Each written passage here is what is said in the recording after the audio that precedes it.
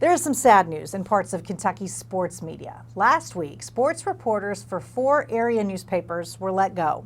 The papers in Boyle, Clark, Jessamine, and Lincoln counties are all owned by the same company. The Winchester Sun published a statement about its decision saying it, quote, reflects the changing role of community newspapers and how people expect to get their local sports news, end quote. The Danville Advocate-Messenger has been advertising for citizen journalists to come forward to help them continue to cover sports, which has drawn criticism from professional reporters who warn about potentially biased and inaccurate coverage. Adam, this is a reality of the newspaper business, but what makes me the saddest is there aren't other outlets covering local sports. Well, that's exactly right, and we've seen this happen in media as it's become more corporately owned. And what's really sad about this is that local sports are really the backbone of the community. It's where people congregate, and to lose that coverage is awful. And I just hope people will learn that journalism is worth paying for. In the new model where everything seems to be free and it's all about free content, you really do get what you pay for. And I hate to see particularly local papers struggling so much trying to find their place in a digital world. Yeah, and I mean, I hope you watch us and LEX 18 to find out about UK. Right. But the reality is you can just Google UK and find out anything you want to find out. Not in Jessamine County, Clark Which is County. so sad because sports are so important to small town America, and when that's not being covered, you worry about what the impact's going to be. I do. All right, now a quick follow-up on last week's story about a state lawmaker who stirred controversy while reacting to Governor Beshear's recent appearance at Kentucky's Fairness Rally. The governor's photo with drag queens from a charitable group drew comments from Pikeville Senator Philip Wheeler, who used it to denounce the values of the Democratic Party while addressing voters at a gathering in Elliott County. Since then, Wheeler has followed up with a series of tweets saying, quote, I have no animosity toward LGBTQ individuals and I denounce discrimination against anyone on the basis of sexual orientation.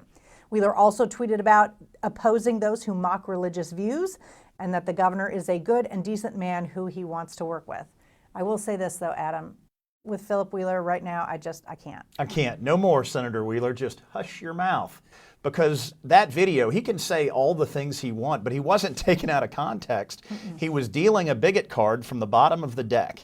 And the problem is that makes Kentucky, that to the outside world, it makes Kentucky look like a place that isn't inclusive or welcoming of different kinds of people. And Mary Jo, if you're not inclusive, if you don't welcome all kinds of people, you've got no ability to develop your economy in the modern era. And guys like this make us all look like members of a flat earth society, and that does an injustice to his constituents and all of Kentucky. He needs to do more than apologize. He needs to do soul searching. And I will give kudos to Governor Beshear for sticking by saying I would take that picture 100 times over again. Absolutely. He needs to apologize. Nothing. He didn't back down. He didn't do it. It was the right thing to do, and I'm glad the governor did it. Yep. All right. The state's troubled broadband program may be getting some competition from Frankfort.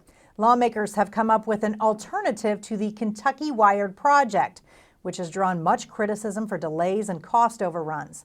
Last week, a House committee approved a broadband deployment fund that would supply state money for high-speed internet projects in rural areas which lack wired internet service of at least a 10 meg download speed and 1 meg upload speed. Kentucky Wired would not be able to draw from that fund, for which the governor's office is seeking $93 million over the next 2 years. And Adam, other states, like 31 other states, are already there, are doing this. And so this is a big deal because if your cell coverage is spotty or your broadband non-existent, you have no chance of being relevant to a modern economy. Zero. This is why I ran last year. And everybody who's watching this in small town Kentucky knows that between 4 and 6 o'clock, the parking lot at the McDonald's is the place to be, not just for hamburgers and milkshakes, but because McDonald's is the most reliable provider of Wi-Fi in Kentucky. There's no bigger indictment that we haven't gotten our act together and that we're not trying to build the economy of the future than the fact that you got to go to McDonald's in too many places to be able to access the internet. Yeah, it's 2020. Yeah, it is. It is time.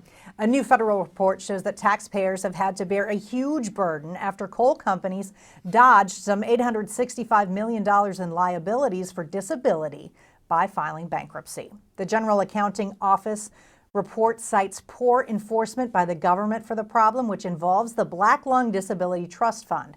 Now, that was established to ensure that black lung victims receive workers' compensation payments if their employer becomes insolvent or otherwise fails to provide those payments. And there's potential for more government money coming into play as bankruptcies are on the horizon for more coal companies in eastern Kentucky, West Virginia, and elsewhere. And Adam, I want to make sure that I say this. The victims of black lung will still be compensated. That's exactly not right. going to change. But the problem here is the government didn't do what it was supposed to do, which is provide that backstop to take care of miners and their families in the event that the coal companies become insolvent. You didn't have to be Nostradamus to see this coming.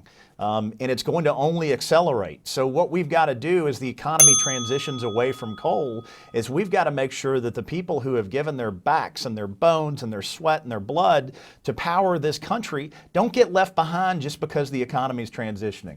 This was a big failure by government. It's an unholy alliance between big government and big business. They were asleep at the wheel, and that's really regrettable. Yep. All right, now in Hay, Kentucky, in case you missed it, the U.S. Department of Justice has weighed in on a lawsuit filed by a Louisville wedding photographer who is challenging a city ordinance banning businesses from discriminating against gay customers. The Justice Department filed a statement of interest last week saying that Chelsea Nelson is likely to succeed on her claim. And our Secretary of State says that a record number of Kentuckians are registered to vote for 2020. At nearly 3.5 million signups, 48% of those are Democratic and 43% are Republican. Whatever you are, register to vote. Up next on Hey Kentucky, thousands of UK students got down for a good cause over the weekend. Maggie Davis takes us to another hugely successful edition of Dance Blue when we return.